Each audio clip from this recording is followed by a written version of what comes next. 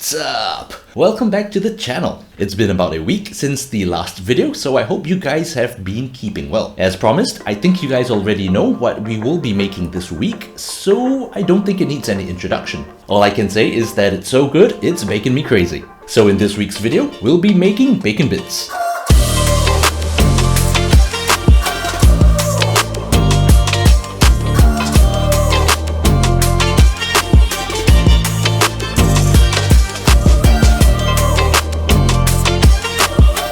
Let's begin by getting some bacon.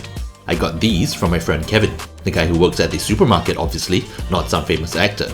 You can use any type of bacon, but I recommend using leftovers or anything of the cheaper sorts. You would probably end up killing a few Italians if you turned guanciale or pancetta into bacon bits, and I'd also be really disappointed in you, so don't go bacon my heart. What you want to do is to roughly chop or slice your bacon into small bits and pieces. It's okay if they aren't even, because this isn't one of those recipes. Next, place a pan over medium heat and toss in your bacon. I recommend starting off in a cold pan as it prevents the bacon from cooking too fast and burning. The next step may sound strange, but trust me on this one. Pour in enough water to cover the bacon. Bring it to a boil and reduce it to a gentle simmer once that happens. All you have to do now is to keep an eye on your cauldron of soggy bacon and stir it every minute or so. Let me explain what's going on while you guys watch some slow-mo footage of bacon. As the water simmers, it slowly renders out the fats from the bacon while preventing it from burning. Of course, the bits touching the bottom of the pan can still catch and burn, so that's why we stir it occasionally. If the fats aren't fully rendered, you're not going to have bacon bits. Don't worry if your bacon looks all grey and sad, just like 2020, stick with it and it will turn out fine. Now, if you feel like the water is evaporating too quickly and that your bacon still has quite a bit of fat left, feel free to add a bit more water. Once your bacon starts browning, you're nearly there. Just stir it a bit more frequently to prevent it from burning. Give it a few more minutes and it'll start foaming just like this.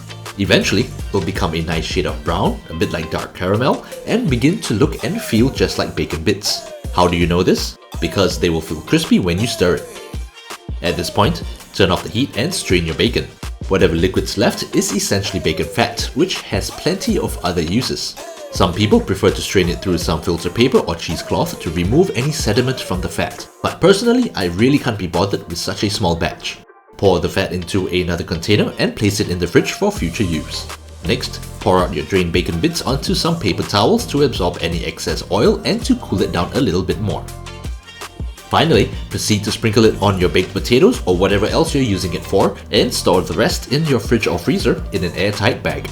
And there you have it, how to make bacon bits at home. Now this recipe takes about an hour from start to finish, so I recommend that you make a larger batch. That way you won't find yourself having to make multiple batches over and over when you run out of bacon. And chances are you're gonna run out of bacon bits pretty quickly. As for the extra bacon fat, you can use it as any old kitchen oil, just that it has a slight porky flavor, which is actually pretty nice. That means you can fry your eggs, your rice, your potatoes, I guess pancake batter or waffle batter if you're into that sort of thing, or even make a really good carbonara by using that instead of olive oil. There are many other applications, so feel free to experiment. But that's all for today. If you enjoyed the video or learned something new, remember to like and subscribe and to share the video. We are that close to 400 subscribers, so let's get there ASAP because that will be pretty great. Also, let me know in the comments down below what other dishes you like to see, what other recipes you like to learn, or what other products you like me to review. But for now, I'll say thank you so much for watching, and I will see you all in the next video.